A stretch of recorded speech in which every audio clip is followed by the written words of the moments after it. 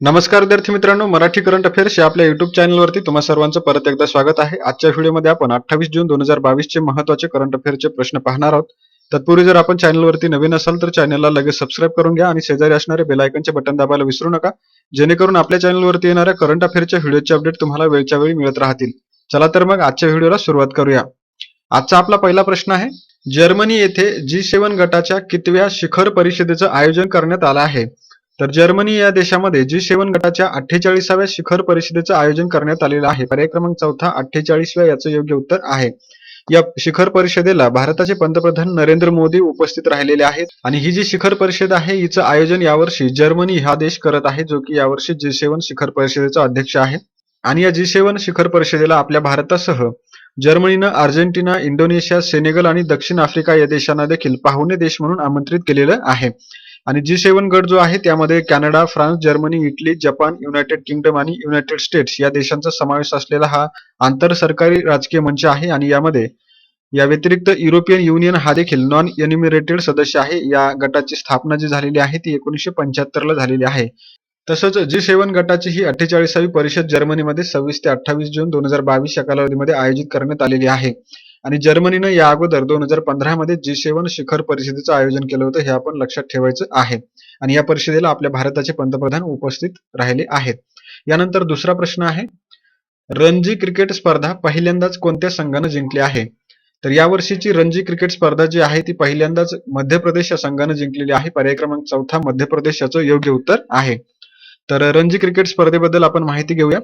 मध्य प्रदेश संघानं यावेळी 41 वेळा विजेता असणारा मुंबई संघाला हरवून पहिल्यांदा रणजी क्रिकेट स्पर्धेचं विजेतेपद पटकावलेलं आहे. आणि रणजी स्पर्धा जी आहे तिचं नाव रणजी स्पर्धा असं का ठेवण्यात आलं आहे, तर आंतरराष्ट्रीय क्रिकेट खेळणारे पहिले भारतीय क्रिकेटपटू रणजित सिंहजी यांच्या नावावरती या स्पर्धेचं नाव रणजी क्रिकेट स्पर्धा ठेवण्यात आलं आहे, जी की भारतामधील प्रथम श्रेणी क्रिकेट स्पर्धा आहे. आणि या स्पर्धेमध्ये सर्वाधिक वेळा विजेता संघ राहिलेला आहे मुंबई, ज्यांनी 41 वेळा ही स्पर्धा जिंकलेली आहे. सर्वाधिक धावा करणारा खेळाडू आहे वसीम जाफर, ज्याने 12,038 धावा रणजी क्रिकेटमध्ये केलेल्या आहेत. आणि सर्वाधिक बळी घेणारा खेळाडू आहे राजेंदर गोयल, ज्यानं 640 बळी घेतलेले आहेत. आणि 2022चा विजेता संघ कोणता आहे, तर मध्य प्रदेश, जो की पहिल्यांदा विजेता राहिलेला आहे. आणि उपविजेता कोणता आहे, तर मुंबई हा संघ उपविजेता आहे. यानंतर पुढचा प्रश्न आहे, कोणता देश या वर्षाच्या अखेरीस त्यांच्या देशामधील कंपन्यांना प्लास्टिक पिशव्या आयात करण्यास किंवा बनवण्यावर बंदी घालणार आहे? तर याचं उत्तर आहे कॅनडा. कॅनडा हा देश त्या कॅनडामधील कंपन्यांना प्लास्टिक पिशव्या आयात करणे किंवा बनवण्यावरती बंदी घालणार आहे. पर्याय क्रमांक चौथा याचं योग्य उत्तर आहे. तर कॅनडा हा देश या वर्षाच्या अखेरीस कॅनडामधील कंपन्यांना प्लास्टिक पिशव्या आयात करण्यास किंवा बनवण्यावर बंदी घालणार आहे. आणि कॅनडानं 2023च्या अखेरीस प्लास्टिकच्या विक्रीवर आणि 2025च्या अखेरीस प्लास्टिकच्या निर्यातीवर बंदी घालण्याचा निर्णय घेतलेला आहे. त्याचसोबत कॅनडा देशानं गेल्या वर्षी कॅनडियन पर्यावरण संरक्षण कायद्याअंतर्गत प्लास्टिकला विषारी म्हणून देखील सूचीबद्ध केलेलं आहे.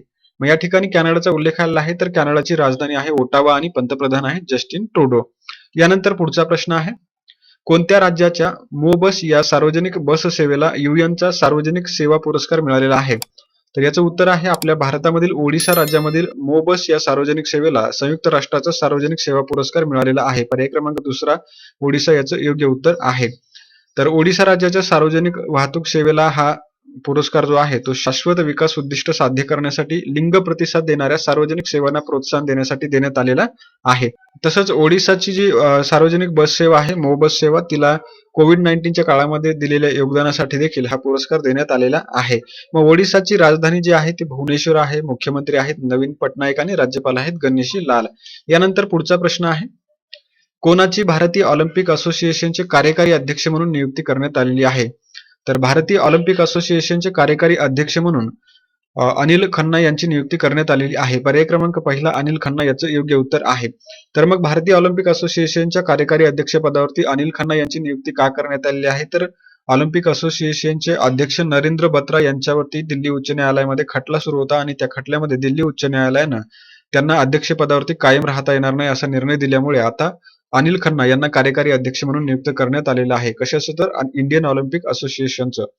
आणि इंडियन ऑलिम्पिक असोसिएशन जे आहे ते ऑलिम्पिक खेळ, आशियाई खेळ आणि इतर आंतरराष्ट्रीय क्रीडा स्पर्धांमध्ये भारताचं प्रतिनिधित्व करण्यासाठी, खेळाडूंची निवड करण्यासाठी आणि या स्पर्धांमध्ये भारतीय संघाचं व्यवस्थापन करण्यासाठी जबाबदार संस्था आहे, जिची स्थापना 1927 साली झालेली आहे. हे आपण लक्षात ठेवायचं आहे. आणि आता तिचे कार्यकारी अध्यक्ष बनलेले आहेत अनिल खन्ना. यानंतर पुढचा प्रश्न आहे, भारतीय हवाई दल कोणत्या देशासोबत सामरिक नेतृत्व सरावामध्ये सहभागी होणार आहे? तर भारताचं हवाई दल जे आहे ते इजिप्त या देशासोबत सामरिक हवाई नेतृत्व सरावामध्ये सहभागी होणार आहे. पर्याय क्रमांक पहिला इजिप्त याचं योग्य उत्तर आहे. तर भारतीय वायुसेना 24 जून ते 24 जुलै या कालावधीमध्ये इजिप्तमधील कैरो वेस्ट एअरबेसवरती इजिप्शियन एअर फोर्स वेपन स्कूलमध्ये 3 Su-30 MKI विमानं, 2 C-70 विमानं आणि 57 भारतीय वायुसेनेचे कर्मचाऱ्यांसह सामरिक नेतृत्व कार्यक्रमामध्ये सहभागी होणार आहे. मग या ठिकाणी भारतीय वायुदलाचा उल्लेख आलेला आहे. तर भारतीय वायुदलाचे प्रमुख आहेत एअर चीफ मार्शल विवेकराम चौधरी, हे पण आपण लक्षात ठेवायचं आहे. यानंतर पुढचा प्रश्न आहे, संयुक्त राष्ट्र महासागर परिषद 2022 कोणत्या ठिकाणी आयोजित करण्यात आली आहे? तर संयुक्त राष्ट्राकडून महासागर परिषद जी आहे ती पोर्तुगालमधील लिस्बन या ठिकाणी आयोजित करण्यात आली आहे. पर्याय क्रमांक पहिला लिस्बन याचं योग्य उत्तर आहे. ही परिषद 27 जून ते 1 जुलै 2022 या कालावधीमध्ये आयोजित केली जात आहे आणि हिचं ठिकाण पोर्तुगालमधील लिस्बन या ठिकाणी आहे. आणि ही जी संयुक्त राष्ट्र महासागर परिषद आहे हिला भारताकडून केंद्रीय राज्यमंत्री डॉक्टर जितेंद्र सिंह हे उपस्थित राहिलेले आहेत आणि या परिषदेमध्ये जगामधील 130 पेक्षा अधिक देश सहभागी झालेले आहेत. यानंतर पुढचा प्रश्न आहे, ग्लोबल लिव्हेबिलिटी इंडेक्स 2022 नुसार जगामधील पहिल्या क्रमांकाचं राहण्यायोग्य शहर कोणतं आहे?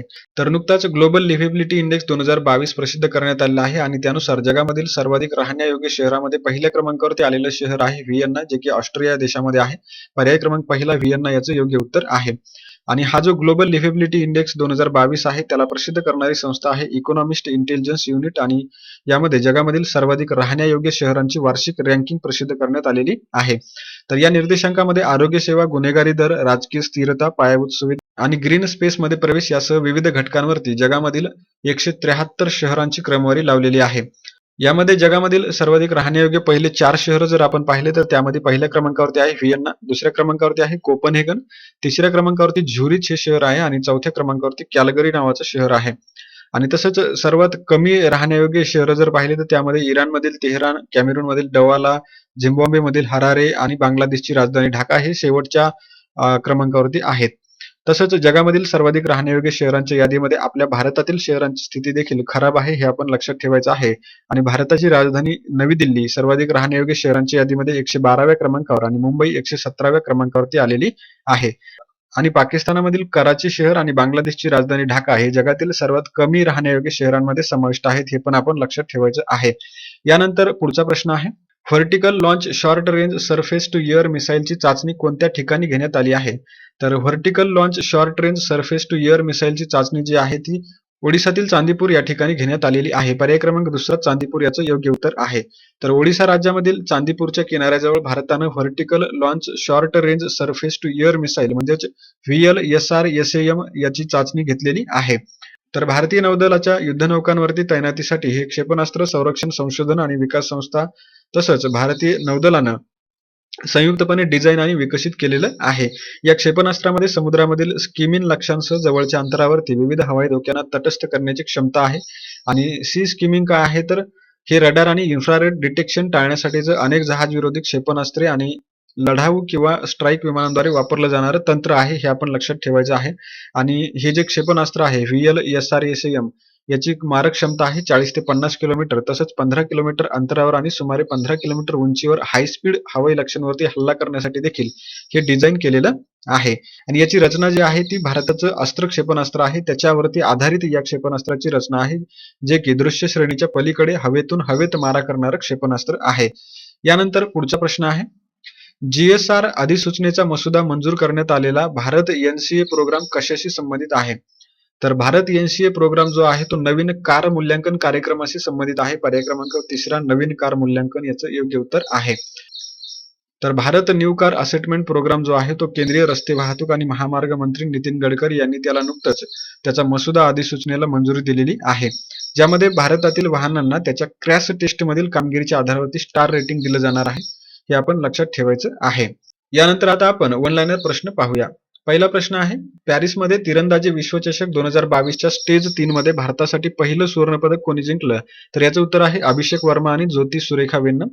दुसरा प्रश्न आहे, अंमली पदार्थांचं सेवन आणि अवैध तस्करी विरुद्ध आंतरराष्ट्रीय दिवस 2022 कधी पाळण्यात आला? तर याचं उत्तर आहे 26 जून. तिसरा प्रश्न आहे अंमली पदार्थांचं सेवन आणि अवैध तस्करी विरुद्ध आंतरराष्ट्रीय दिवस 2022 ची थीम कोणती? तर या प्रश्नाचं उत्तर आहे addressing drug challenges in health and humanitarian crisis. चौथा प्रश्न आहे सूक्ष्म लघु आणि मध्यम उद्योग दिवस कधी साजरा करण्यात आला? तर या प्रश्नाचं उत्तर आहे 27 जून. विद्यार्थी मित्रांनो, यानंतर आता आपण कालचे प्रश्न पाहूया.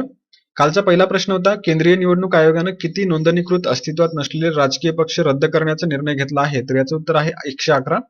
दुसरा प्रश्न होता बंदूक सुरक्षा विधेयक कोणत्या देशाशी संबंधित आहे? तर याचं उत्तर आहे अमेरिका. तिसरा प्रश्न होता मेघालयामध्ये सापडलेली ग्लिस्क्रोपस मेघालयनस ही कोणत्या पक्षाची प्रजाती आहे? तर याचं उत्तर आहे वटवाघूळ. चौथा प्रश्न आहे देशातील पहिली बालिका पंचायत कोणत्या राज्यामध्ये आयोजित करण्यात आली? तर या प्रश्नाचं उत्तर आहे गुजरात. पाचवा प्रश्न आहे 2000 वर्ष जुने मौर्योत्तर स्थळ कोणत्या ठिकाणी सापडलं आहे? तर याचं उत्तर आहे ओडिसामधील बारपाली. सहावा प्रश्न आहे राष्ट्रीय भरड धान्य परिषदेचे उद्घाटन कोणाच्या हस्ते झालेलं आहे? तर याचं उत्तर आहे प्रल्हाद सिंह पटेल. सातवा प्रश्न आहे भारतातील स्थलांतर 2020-21 अहवालानुसार भारताचा स्थलांतर दर किती आहे? तर याचे उत्तर आहे 28.9%. आठवा प्रश्न आहे इंडियन ऑइल कॉर्पोरेशनने कोणत्या स्वदेशी सोलर कुक टॉपचं अनावरण केलं? तर याचे उत्तर आहे सूर्यनूतन. नववा प्रश्न आहे भारतीय लष्कराच्या महिला सैनिकांनी कोणत्या देशामध्ये महिला शांतता आणि सुरक्षा या परिसंवादामध्ये भाग घेतला? तर याचं उत्तर आहे मंगोलिया. आणि 10वा प्रश्न आहे एअर क्वालिटी लाईफ इंडेक्स नुसार सर्वाधिक वायू प्रदूषण असणारा देश कोणता? तर याचं उत्तर आहे बांगलादेश. आणि यानंतर आता आपण कालच्या सराव प्रश्नाचं उत्तर पाहूया. कालच्या सराव प्रश्नाचं उत्तर तुम्ही जवळपास सर्वांनी बरोबर दिलेलं आहे. या प्रश्नाचं उत्तर जे आहे म्हणजे भारत हा जगातील दुसरा सर्वात प्रदूषित देश आहे. आपण पर्यायामध्ये पहिला दिलं होतं, जे की चुकीचं होतं. आणि आता आजचा सराव प्रश्न पाहूया. ग्लोबल लिव्हेबिलिटी इंडेक्स 2022 नुसार चुकीचं विधान ओळखायचं आहे. तर याच्यातलं पहिलं विधान आहे इकॉनॉमिस्ट इंटेलिजन्स युनिटद्वारे प्रकाशित करण्यात आलेलं आहे. दुसरं विधान आहे जगभरातील 173 शहरांची क्रमवारी लावण्यात आली आहे. तिसरं विधान आहे सर्वाधिक राहण्यायोग्य शहर व्हिएन्ना आहे. आणि चौथं विधान आहे भारतातील शहरांची स्थिती चांगली आहे. तर यातलं चुकीचं विधान तुम्ही कमेंट बॉक्समध्ये सांगायचं आहे. आणि याचबरोबर आपला आजचा व्हिडिओ संपलेला आहे. व्हिडिओ आवडला असल्यास व्हिडिओला लाईक, शेअर आणि सबस्क्राईब करायला विसरू नका. आणि आपण भेटूया अशाच एका नवीन व्हिडिओमध्ये. तोपर्यंत जय हिंद, जय महाराष्ट्र.